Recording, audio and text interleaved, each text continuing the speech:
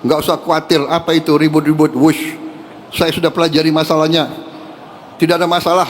Saya tanggung jawab nanti wush itu semuanya. Indonesia bukan negara sembarangan. Kita hitung, nggak ada masalah itu. Ya. Jadi PT KAI nggak usah khawatir. Semuanya nggak usah khawatir.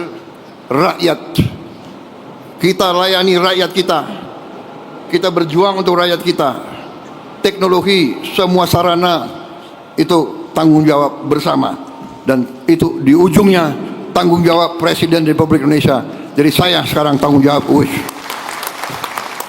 WUSH itu semua public transport di seluruh dunia itu jangan dihitung untung rugi enggak. Hitung manfaat enggak untuk rakyat. Di seluruh dunia begitu. Ini namanya public service obligation.